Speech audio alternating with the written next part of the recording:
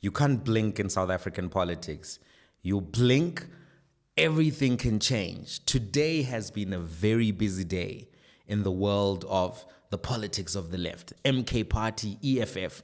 In the morning, we had a breaking announcement from Adv Dali Mpofu that he is leaving the EFF to become a member of the MK Party. And then he shared a lot of details around his involvement with the MK Party over the last few months and how he was even involved in getting the MK put into place. So that happened in the morning. SABC broke the story 6 a.m. During the day today, Julius Malema recorded a response. Apparently, there's a full podcast episode that's going to come out on the EFF platform later. But this is the shorthand of that particular response. This is what he had to say.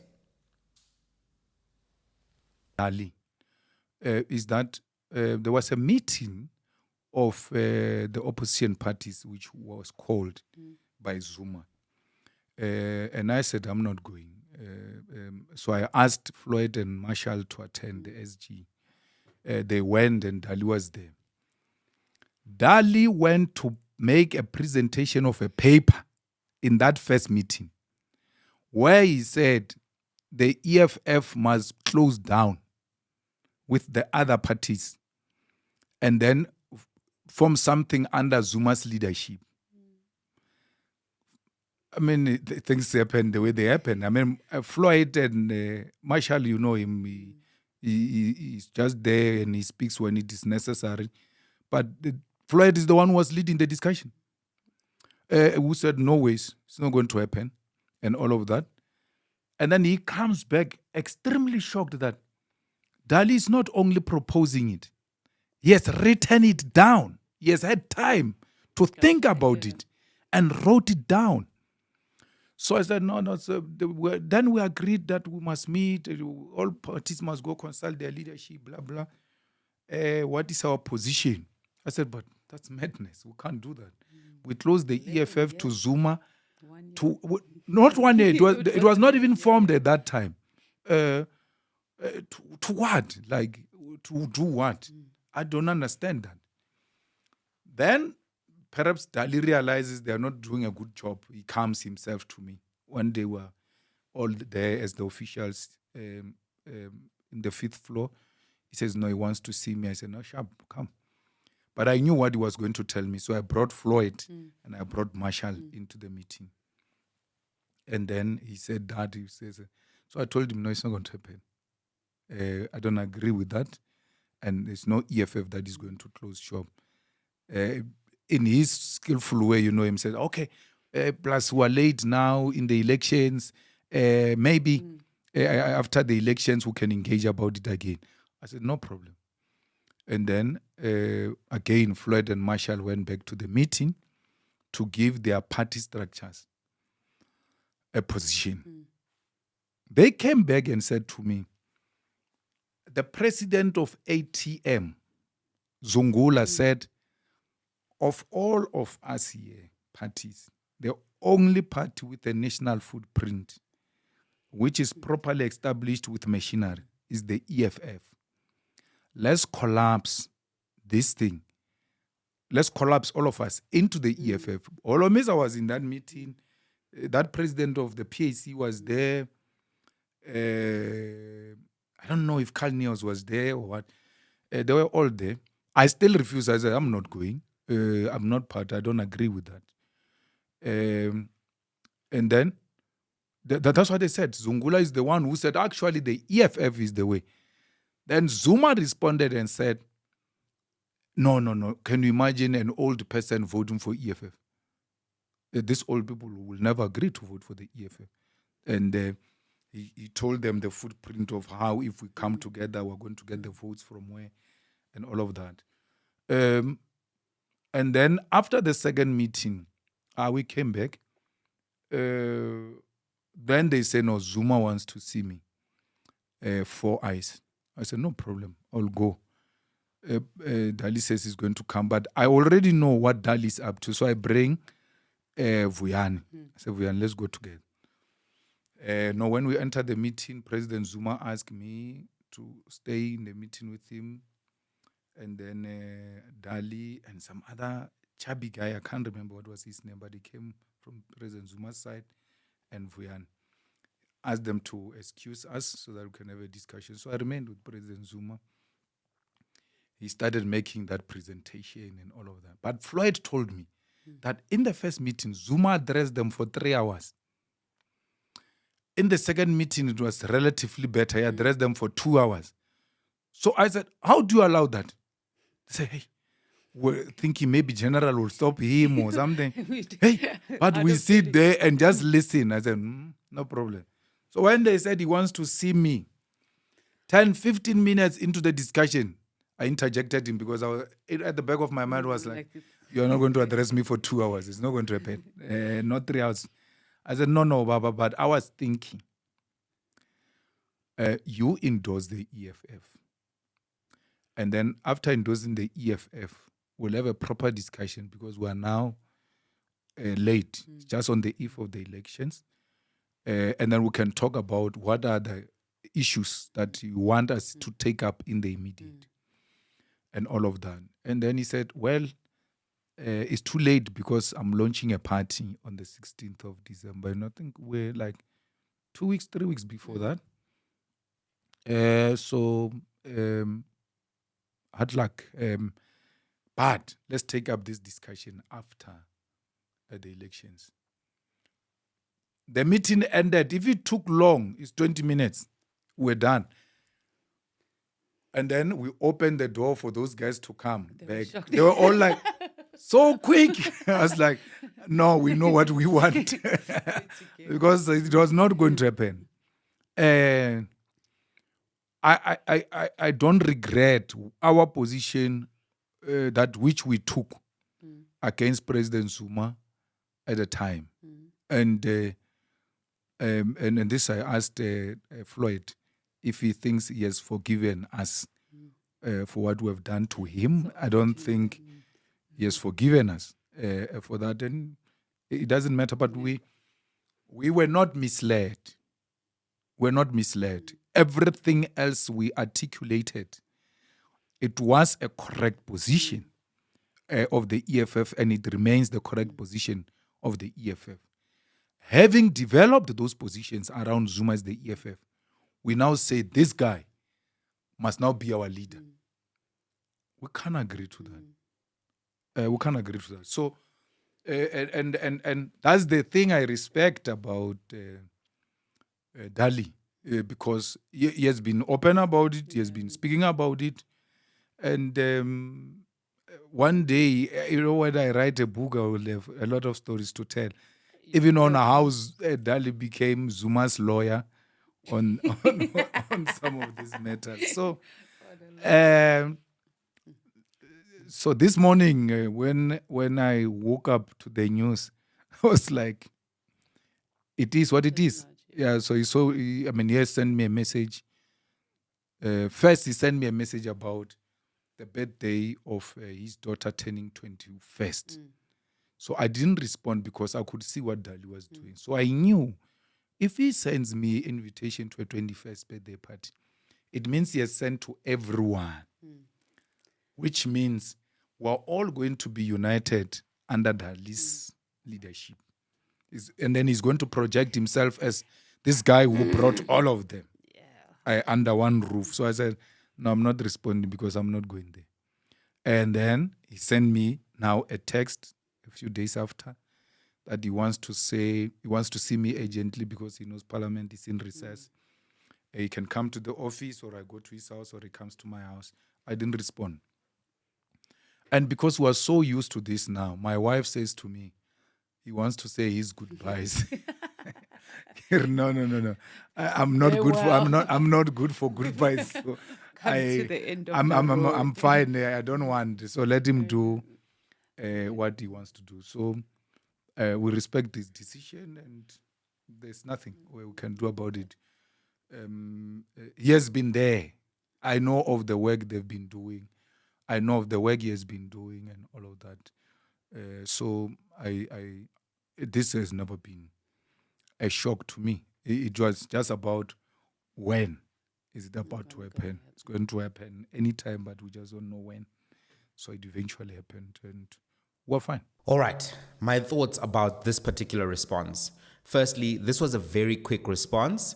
In crisis communications, you have to respond quickly. You don't let a story sit for too long without responding. You don't let an attack go for too long without responding to that attack. So crisis communications 101, this was a very good response from the EFF because of the scale of this particular news announcement, because also you understand as the EFF that there are going to be media houses that are going to push a particular narrative. You know, we've seen how Daily Maverick has responded, etc. So if you are somebody who is in the position of Julius Malema, or even your organization is in the position of Julius Malema, being attacked at this level and having moments like this happen before a critical conference that you're going to have, which is, I think, next month or whatever the case may be, it then becomes important for you to respond quickly. And this was good crisis communications, quick response. So that's the first response. That's my first comment. Second comment is that Julius Malema comes across as honest on this particular matter. His demeanor was relaxed. He was not angry. He was not confrontational. He even gave an indication that, he was expecting this particular move because he was aware. And in fact, even Advocate Dali Mpofu said, look, I was very open, I was very transparent. People knew. So it's very clear that Julius Malema was aware of Dali Mpofu's involvement with the MK party and the extent of that involvement. So he was relaxed, he was not angry, he was not confrontational. This matters because a lot of people are going to be watching his energy. A lot of people are going to be watching his professionalism, how he responds to these types of challenges, particularly because of the narrative which is predominantly coming from the market-owned media, right, about him being a dictator. And because our media environment still has these voices who are not always honest about every player, you know, if the EFF does something wrong, the media will cover it. ENCA, Daily Maverick, Sunday Times, if there's an issue about the EFF, they'll cover it and they will blast it to the end. Anything good that happens, they won't cover. Anything that is valid, that is raised by the EFF, they won't cover. The issue of Phala Phala, they're not covering it right now. It's going to court in about 2 weeks, 3 weeks, less than 3 weeks, right? Because it's on the 26th. So the point that I'm trying to make is that we still live in a media environment where mainstream media responds or tries to construct a narrative or to manufacture consent. So because of that, you know, he has to be very sensitive around how he responds. People are going to be watching from the outside. There's also going to be people who are watching from the inside, trying to see whether or not their leader is panicking, whether or not there's any concern, whether or not there's any worry. So he was able to display that, no, I'm confident, I'm calm, I'm relaxed, I don't have any particular issues with this particular event. I think that it was important for him to do that. Okay, so that's my second point. Number 3 is that he gave us a lot of detail about the negotiations around the formation of the MK and the negotiations which were held with various parties. And I think it was quite instructive for us to understand what the strategic approach of MK was, and this information is very important. He closed some gaps in our knowledge about the timeline and the role that different people played, because up until now, we're still getting pieces around everything that happened. And it's been a he said, and then it's a connect the dot and finish the puzzle type of an arrangement. But this particular interview and discussion helped us see a little bit more of the picture than we were seeing initially. So I think that's valuable. Then, to talk now about the position that he took, right? Was the position right? The EFF, in my opinion, would have been in the wrong position to go under the MK umbrella all of a sudden, because MK was a surprise entity. Announced December the 16th, still looked like it was slow moving in January, picked up momentum going into the February, March, April period, right? It would have been peculiar and shocking to the audience of the EFF for him to then come and make this grand announcement that EFF is collapsing under the MK umbrella. I think that would have been confusing. You just had a 10-year anniversary. Now you're going into being with this new entity, untested entity, while you're sitting on over 1.8 million votes, which is what they had in the last election. So I think that that's something that was valid for him to bring up in terms of just the shock factor, the newness of the organization. I think it may have worked in terms of bringing particular entities, but it would have also lost other entities, right? I think it would have confused the public and their voter base, because they did campaign very heavily against Jacob Zuma. They did lead, Ubaba Tutuzani, Zuma must fall. They were the critical voices being kicked out of parliament all the time. They did take the cases to the courts. So even if you may behind the scenes regret maybe being manipulated by the Ramaphosa faction to help him ascend to power, because a lot of other entities were also using the EFF's energy and volatility in parliament to advance the removal of Zuma. And in those days, Daily Maverick would praise the EFF, News 24 would praise the EFF, and I think some of the editors, I think Adrian Basson even said that, they used the EFF. So even if you have regrets, you still did the things, you still made the moves, you were still the entity that was part of the Zuma must fall moment. So to then re-emerge as, no, we're not saying Zuma must fall anymore, I think it would have really made the EFF another youth league again. And that possibly is something that wouldn't have been attractive to the EFF leadership at the time, because now we are senior, we're not youth league, and to go and be youth league and confuse the voter base, which we built also in resistance to this man, wouldn't make any particular sense. So I think they were correct to say that. And I also think, to be fair to the MK side, is that Zuma was right that, abantu abadala, all the people are not necessarily going to vote for EFF. His brand is very strong. And in fact, his brand may be stronger than Julius Malema's brand. People say to me that they didn't see the video of, people running after Zuma, etc., at the IEC. So I'm going to, at the results, and I'm going to show you that video just so that you can see how, influential Zuma still is and the stature that he still is. Here it is. You can't be alone. Where is not there.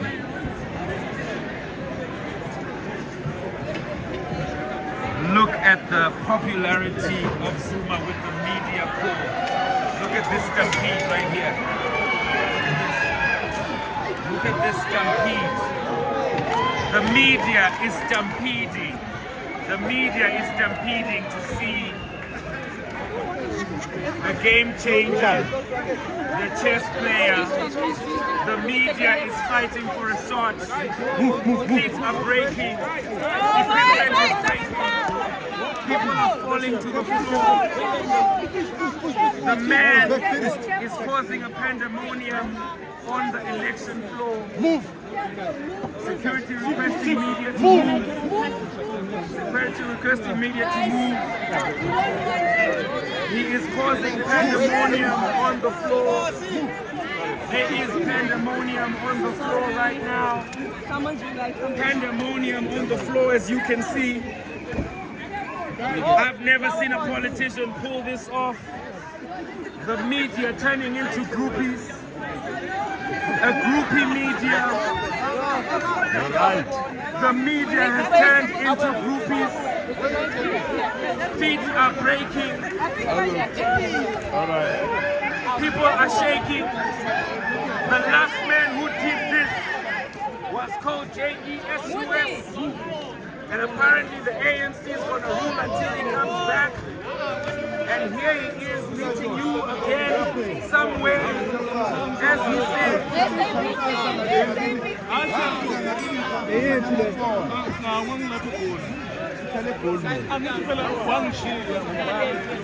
Can you see the pandemonium? Can you see the pandemonium?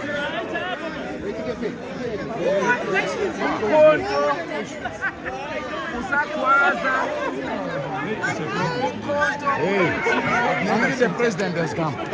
So, that's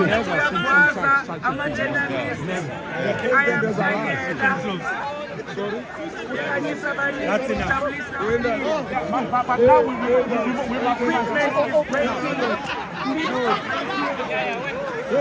never before on this IEC floor have we changed. This is not safe. This is inside. This is inside. So, now the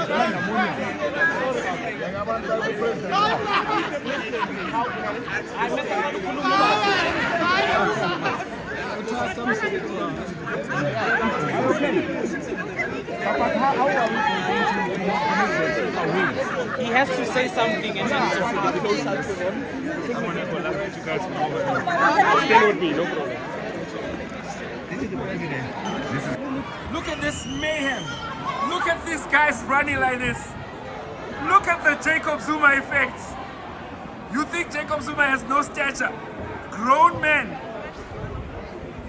and women, they're running for Zuma.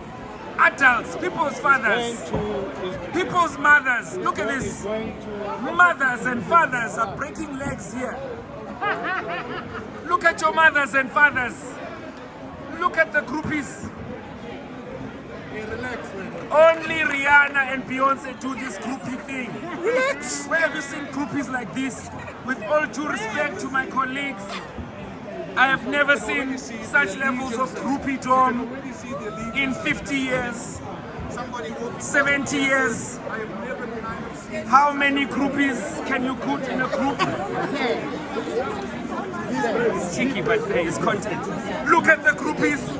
Look at the groupies. Look at the groupies. It's a groupie thing right now. All due respect to the peers, the colleagues. But, sorry. Here are the groupies running after the winner of this election by many people's estimations. Your father is running for Jacob Zuma. Your mother is running for Jacob Zuma. You thought it was cool that she's at the IOC. This is how she pays rent. Watch this. Bazokanja Mighty Jamie. Bazokanja Mighty Jamie. There he goes. Floors are breaking. Elders are shaking. Pandemonium on the floor. Look at the effects. Look at what the man is doing to adults. These are your parents, serious journalists.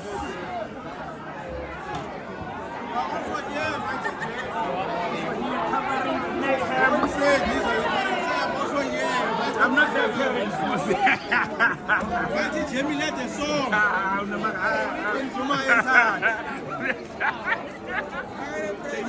I have never seen. Some of you guys go this way. Why don't you lead I don't even know what's happening. Here I'm covering the We have been leading the way. My This story. way. Oh, okay.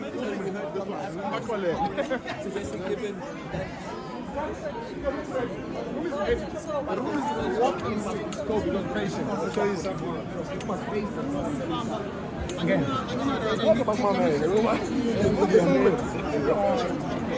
The next batch. I just want to pull the general.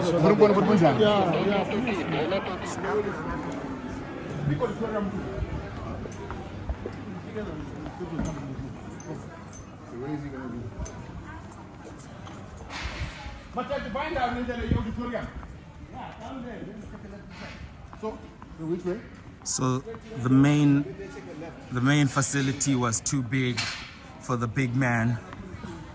And as you saw, journalists breaking legs, twerking, all manner of shaking. I'm just telling you what I'm seeing, guys. If it's a bit funny, my bad. I'm trying to be serious. So we're moving to the other facility now as the famous twang spokesperson. So we're moving to a different part of the facility. Gallagher, as you can see, is quite vast. Your boy managed to get through. Yeah, no, Bukhali lomkhonto Bukhali.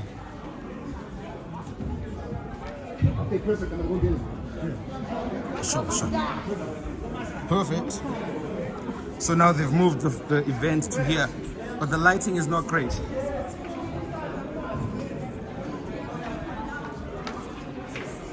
Yo, I've never seen the media run for somebody like this.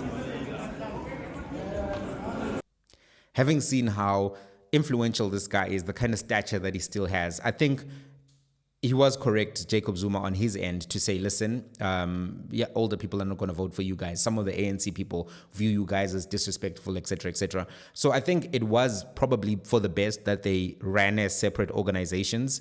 It would also not have worked for Julius Malema to become a junior for Jacob Zuma to become a junior to Julius Malema. I don't think that would have worked for them particularly well. So that's where I think the strategic decision conversation or my reflections on the strategic decision lie. There is something that I want to say that is critical of Julius Malema, right? And here it is. I think that he was too trusting in respect of Floyd Shivambu. Of course, you can see how Dali Mpofu is moving. He's not chairperson of the EFF anymore. He's not a critical role player in the EFF. But your deputy president, you have to be concerned about, especially if you feel like you just need to double check. Even a person you trust the most, right? Here's the thing. I attended the EFF manifesto lunch in KwaZulu-Natal, and it was a good turnout, but it was not an amazing turnout. Knowing some of the stuff that I now know, I think that there should have been an intervention at that point, right? Because if you can see that, no, this guy has gone to 2 meetings by himself with Jacob Zuma, with Dali Mpofu, and now things are not moving in KZN the way I would like, you then need to do an intervention, because for the EFF to grow, they needed to keep everything that they gained in KZN, but also to gain some more. And to be quite honest with you, this is a part where they could have even played the game with white monopoly capital. They could have gone and said, look, you guys are going to get blown away in KwaZulu-Natal. Give us money, and then we will fight MK for you in KwaZulu-Natal.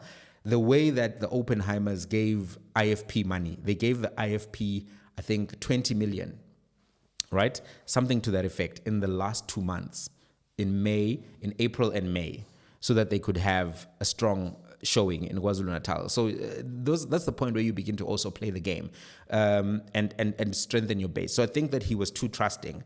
It should have been a red flag, the underperformance. The turnout was good, but it wasn't like the FNB Stadium. That would have been a red flag to me about Floyd and the work he was doing. At that point, it would have been imperative for me to actually shake up the organization and make some moves. Can I tell you something that always bothers me? Thomas Sankara was warned about Blaise Compaoré. Thomas Sankara was the president in Burkina Faso. He was warned that Blaise Compaoré was plotting to kill him. Blaise Compaoré was plotting to remove him. And then he said, no, it's not our position to be the betrayers or whatever the case may be. And within a few months, he was killed. And I always thought, this guy, he chose to be a martyr instead of being a leader. And I don't have high respect for martyrs, because at the end of the day, you die, you cannot execute your vision. You cannot implement your vision. Other people may not have the same passion, integrity, honesty. Other people may not have been entrusted by God for that obligation. You got a warning, and the purpose of the warning was to save you. You took the warning, put it in your pocket, you got killed, right? How does that help? Look at the DRC. Lumumba got killed. DRC is still in a mess up to now. Yes, he went out on his shield, but for what? If you get a warning, you better take action, and you better. So that is the critical point here. I think that if you're getting feedback around particular individuals, even if you trust those individuals, and in politics, you should trust individuals probably 25%, because people are playing for power, Baba. Being in politics, I guess it's like having guy friends whilst you're dating a slay queen, but the baddest slay queen of them all. Yeah, these people are your friends, but some of them are looking at your woman's thighs saying, no, I want to get in there. I want to get in. And as much as you hang out with these boys, etc., you need to be careful. Because if you're not careful, one of them will turn into Balthazar. And you will see your slay queen in a video somewhere. And the internet will be saying, they also got this guy. So point I'm trying to make is that because in politics, the rewards of politics are money, power, fame, and they come in large amounts. And because of these things, people can easily get corrupted, people can easily shift positions, they can change allegiances at any given time. So if you know that, it then becomes important that you have as many checks and balances that you can have, but that even the people around you, you still need to trust them, but don't trust too much. Because as we can see, someone can go and have 2 meetings and then come back later, tell you that, no, why are they saying EFF must not be part of this thing or lead this thing, or etc., and then join that thing and say he thinks it's the appropriate vehicle. So I think, to be quite honest, anybody who says they were surprised by the move made by Advocate Dali Mpofu, not being 100% honest. I mean, because he's been in the MK circles for a very long time, giving announcements, explaining particular things. He has now taken the decision, I think, to formally join. Sure, it's fine, it's okay. That's the decision that is made. But I don't think it was a very surprising decision. The very surprising decision, I think, still remains the decision that was made by Floyd Shivambu, because that was a real shocker. But I think that's where things stand right now. We'll have to see what is said in the next episode, by the fuller episode, if there's anything new. If there's nothing new, I'm not going to do another video on this topic. But I think we'll have to wait and see. Obviously, a lot of drama is going to keep coming as the EFF goes to a particular conference, right? They're going to elect new leadership. There are dynamics, you know. There are many people who have an incentive to not have a strong EFF. We already see that the DA identifies them as enemy number one. There are people within the ANC that identify them as enemy number one. There are people within the markets also who identify them as enemy number one because of their policies on nationalization, etc., etc. So as you occupy that kind of a radical position going into a conference, the hegemonic powers within the South African infrastructure will shake you, and they will try to do things. We'll have to see. I don't agree personally with all of the EFF policies. I am a capitalist. I believe in capitalism. I don't believe in some of the socialist ideologies and stuff, but I can also appreciate the role that they play in the South African political space, and I can also appreciate when the media is playing the game where they try to destroy entities. And that's the one thing I don't like, because I think that the public should have the decision, not elites, not people in Stellenbosch who own ENCA, News 24. They shouldn't get to decide which party gets big and which party gets small, right? They shouldn't get to pick winners and losers. And I'm very skeptical of media houses, NASPAs, et cetera, because they supported the apartheid regime. NASPAS was a donator to the apartheid regime and to the Nationalist Party. And now they own Media 24, which owns News 24, and they're still playing this game of trying to control the South African political landscape. And to me, that's something I worry about quite significantly, because it's the same company that was supporting the Nationalist Party. I say, let the people decide. Whether I think socialism is good or bad or whatever the case may be, the people need to decide whether they think EFF is 5%, 10%, 20%. If the media is now trying to play the game to keep EFF at a certain number, the media is now interfering with politics and trying to become a political party in and of themselves, and that is always something that is bad, and we need to all be aware of that and how the media operates to manufacture consent. Please read that book by Noam Chomsky around manufacturing consent. It's an important book, and we should actually do a book club on it. Please let me know in the comments if you want us to do a book club on manufacturing consent by Noam Chomsky and Edward S. Herman. So that's all the time I have for now, guys. As politics plays out, I'm going to try to be responsive, try to be consistent as well. And so you can always know that, you know, the dissection will do something. To EFF people, you know, I think it's time for the dissection to also get an interview. We've seen people going to Kaya FM, speaking to Sizwe Dlomo. We've seen people going to speak to SMWX. It's time for the dissector. Let's do it. The dissection community needs that exclusive interview with leadership of EFF. We need to dissect this thing. Give it to me. Come to the lab so that we can dissect and analyze, and I put my various scientific tools of analysis into this particular moment of history of the EFF. I think that the dissection is one of those platforms that is fair, scientific, and professional. I don't know, guys, let them know. Dissection unit, D unit, let them know. D unit, because you are a part of the D unit. Let them know. We need that interview. We need that. We need to dissect this thing. Come here, let me shogoloza that thing. Till the next one, guys.